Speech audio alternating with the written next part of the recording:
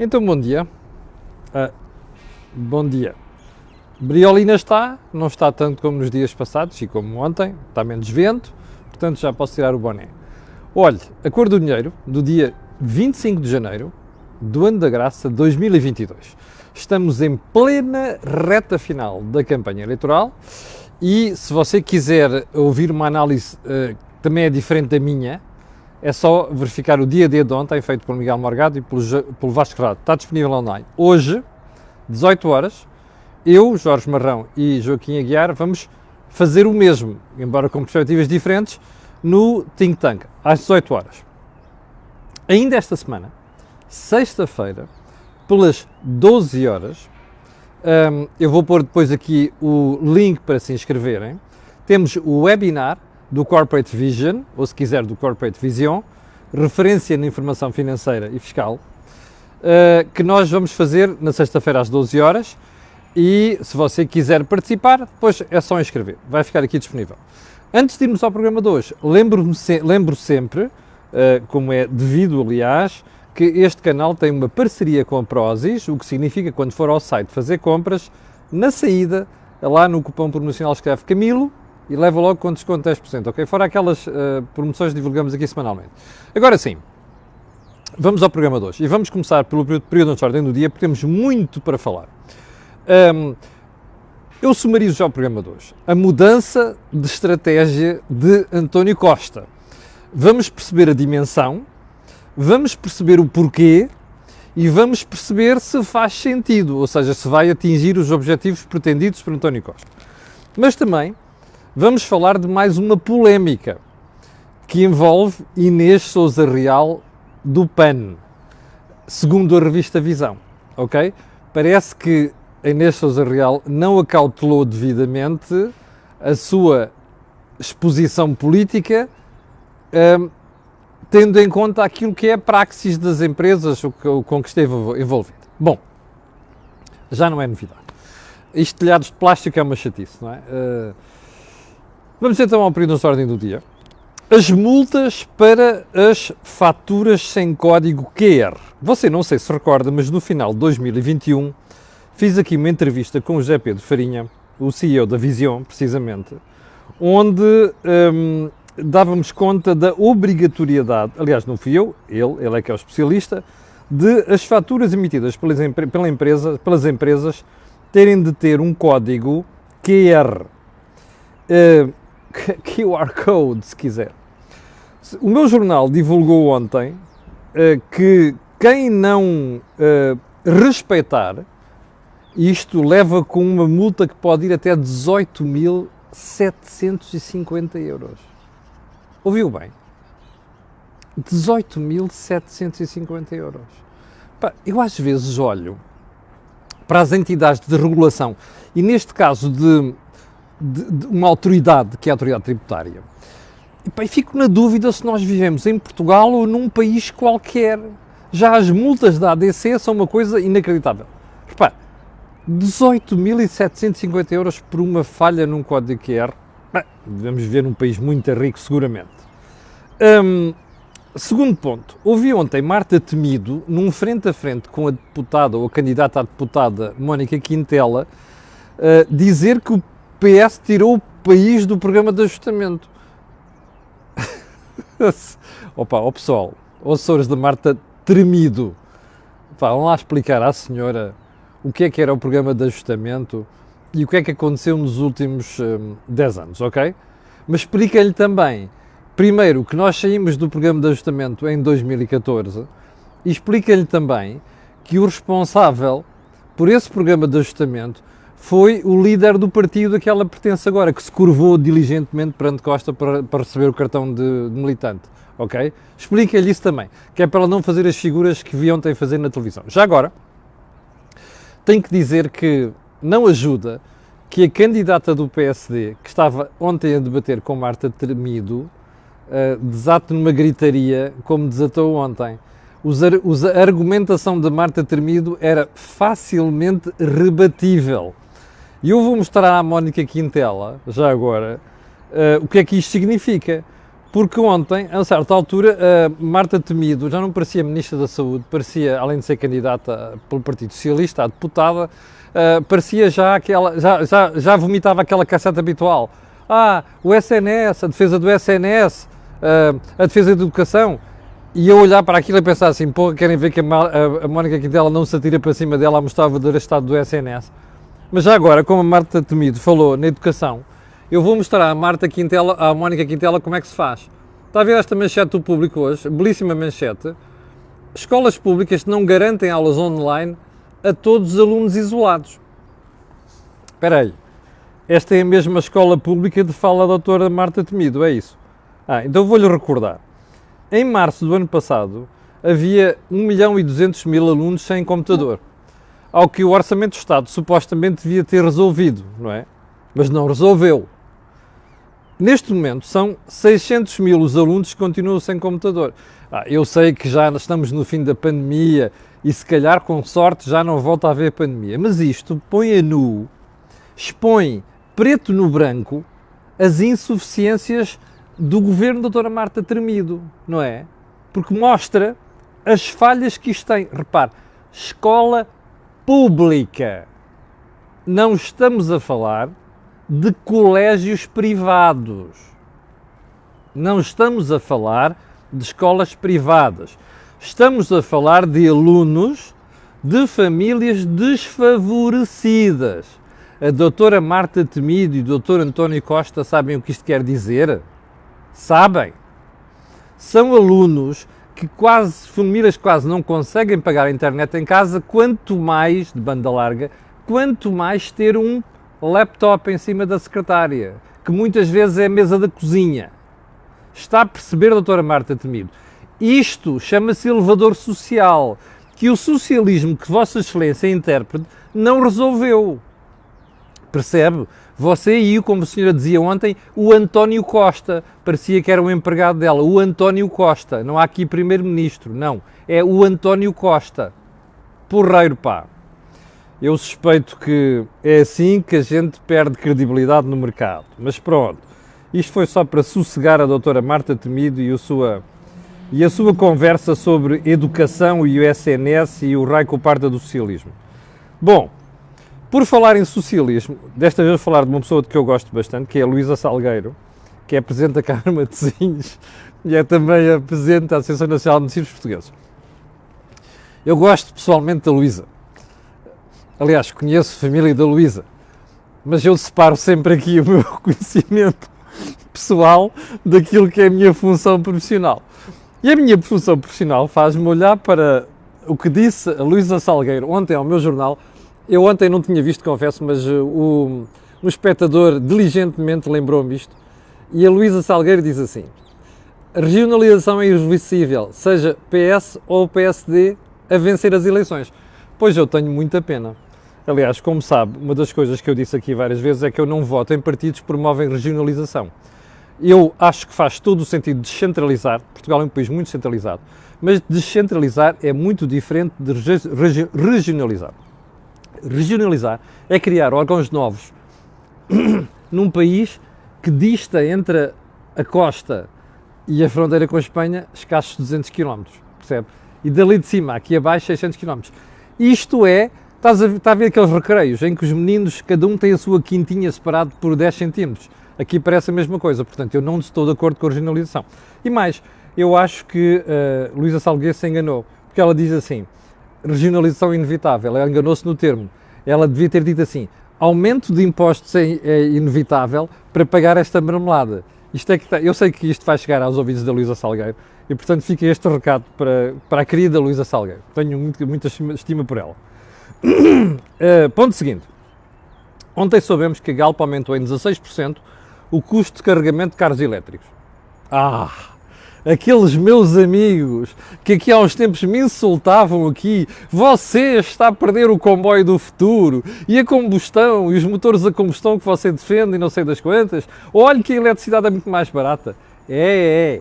Faça as continhas e você vai descobrir que neste momento carregar carros elétricos aí em postos públicos ou fora de casa custa mais do que sustentar um carro a gasóleo, ok? Faça bem as continhas. É para você perceber, para aqueles ingênuos que achavam que desde a tributação dos governos até ao resto, isto ia ficar muito mais barato para o consumidor. Bom, adiante. Pico da inflação em Portugal. Os analistas falam em 4%. 4% é pouco? Pense nisto, ok? Porque eu acho que a brincadeira pode ficar feia. Aliás, pode não. Vai mesmo ficar feia. Não só porque temos o aumento de grande preço. Não sei se você já reparou, já foi aos restaurantes. Já viu, em geral, já viu como os preços subiram? Ou não? Convém estar atento a isso. E já agora, por falar em inflação, vou-lhe mostrar aqui um gráficozinho. Isto aqui, o iPad deve estar com frio, porque isto... Bom, vou-lhe mostrar aqui um gráfico que foi publicado pelo jornal Economista, em Espanha. E isto que você vai ver aqui é o gráfico da taxa de inflação na Europa.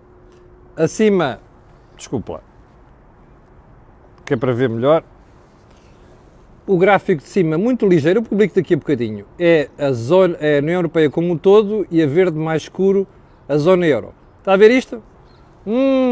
Sabe o que isto significa? Além dos preços mais elevados, que se a brincadeira for mais temporário do que a Barbie pensava, se calhar vamos ter aumento de juros na Europa. Esteja atento.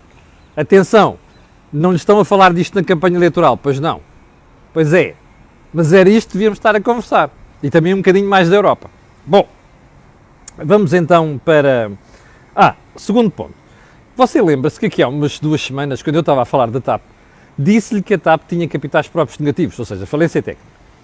E perguntei porque é que o governo, ou a senhora Christine Wegener, não divulgava os capitais próprios da TAP, que eu suspeitava que continuavam negativos, porque não apareciam nos relatórios e contas. Bom, a resposta já chegou. Eu estava a ver o jornal Eco de ontem, e o Eco diz que a TAP já tem capitais próprios positivos. Mas depois comecei a percorrer a notícia e não vem lá o número. Porquê? Porque a empresa que deu a informação ao Eco não divulgou o número. Pergunta, isto é normal?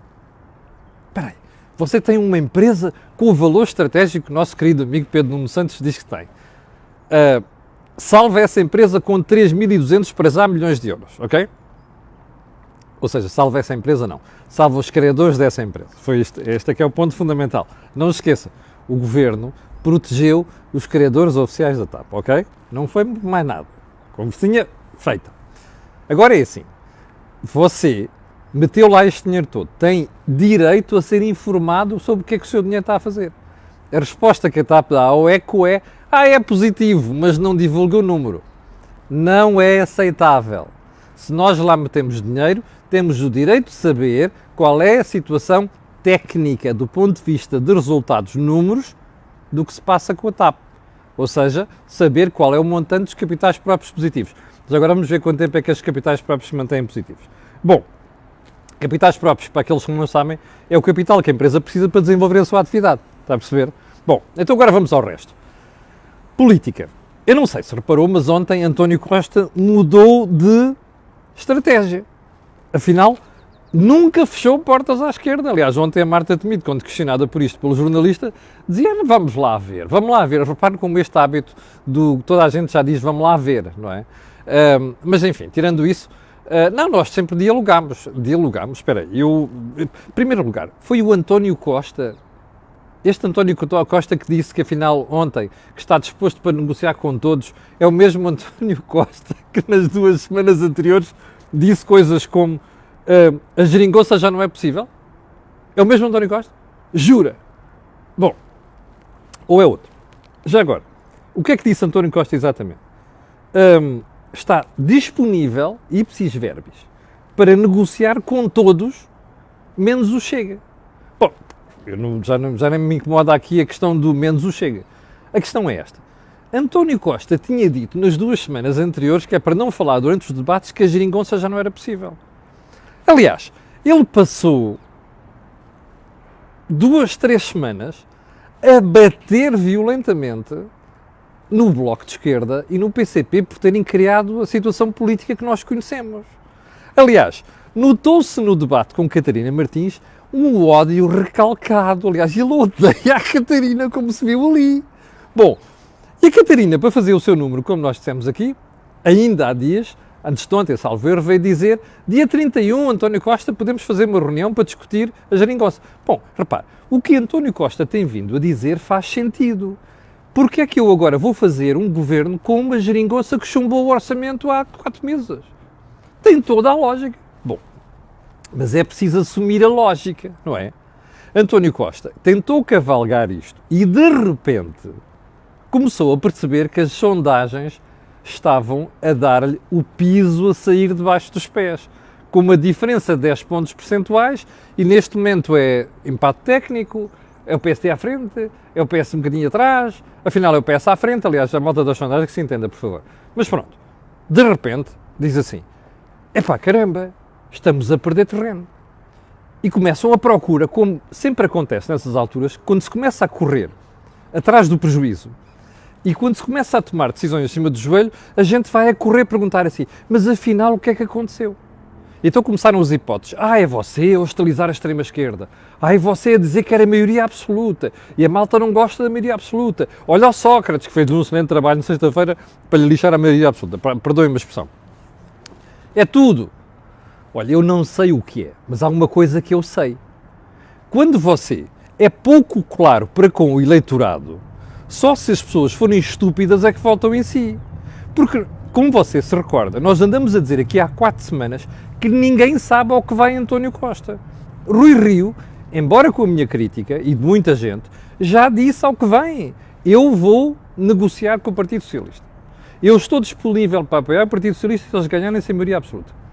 O que é que o PS vai fazer? Se eu tiver maioria, mas não for absoluta, vai-me apoiar a mim? António Costa não diz. António Costa depois não diz só que, não sei quê, a geringonça já não é possível. Mas depois não diz como vai governar. Como se recorda, diz, ainda ontem lhe falei nisto aqui, a certa altura diz, até pode ser um governo na lá Guterres, pelo amor de Deus, não é?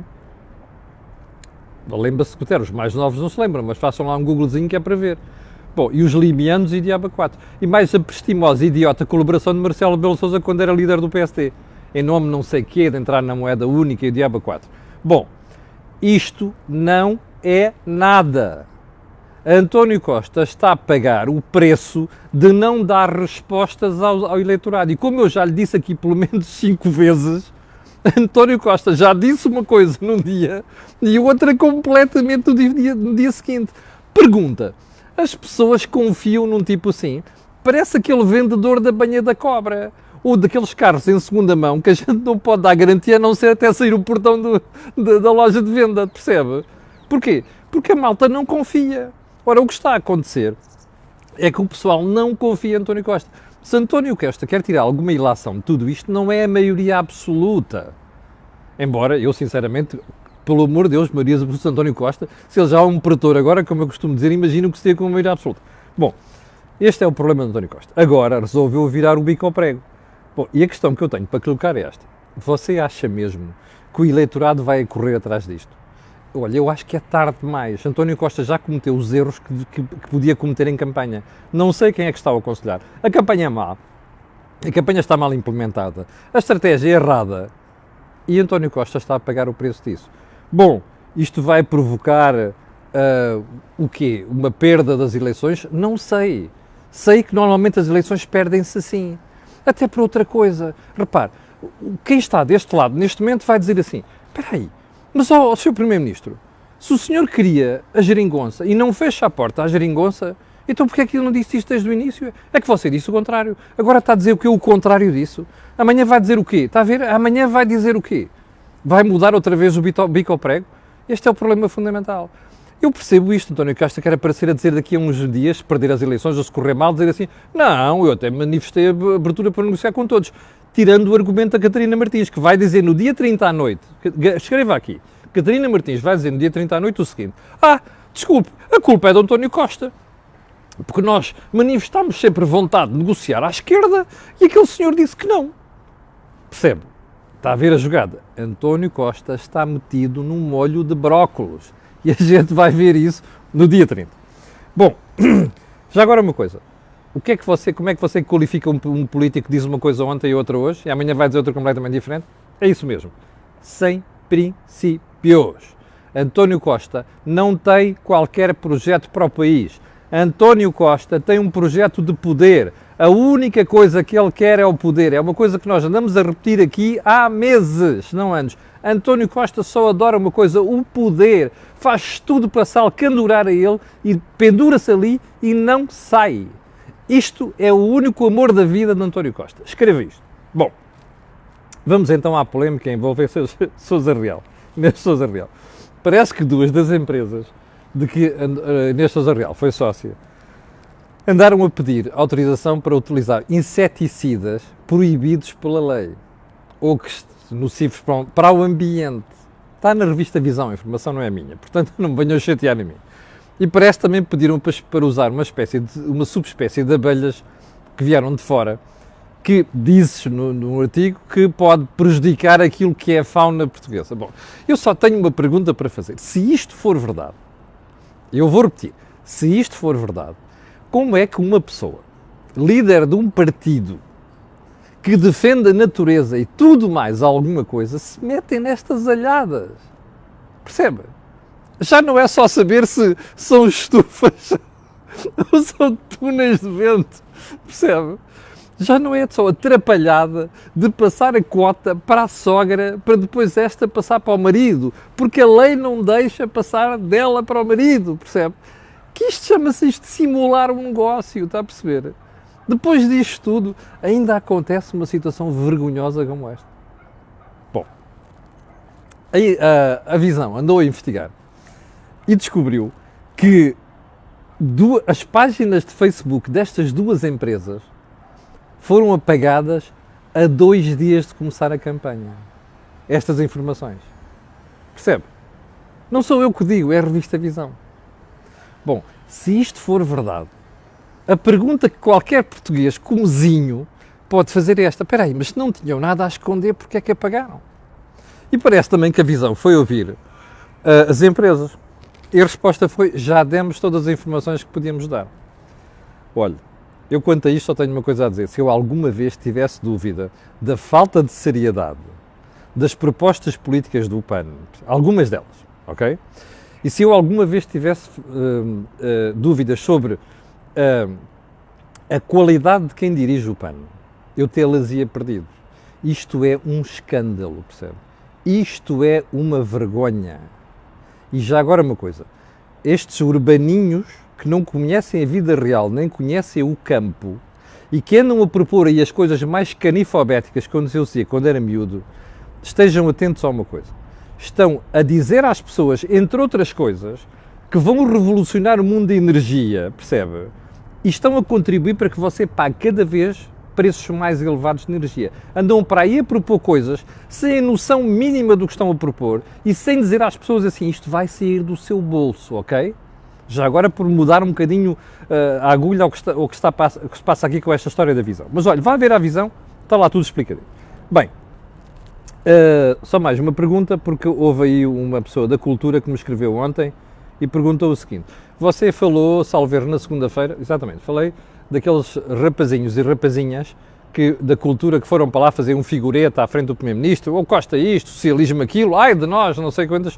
Só uma coisa, a Maria do Céu Guerra, que acho que foi a Maria do Céu Guerra que lá esteve, mais o Walter Ugumem, já analisaram o que é que o PS andou a fazer e o Governo ao setor da cultura? Já. E dos espetáculos? É só o quê? É só os escritores que conta? A cultura é mais do que isso. Já analisaram isso? Não. Já falaram com o Álvaro Covões? Que é para perceber o que é que se passa no setor dos espetáculos?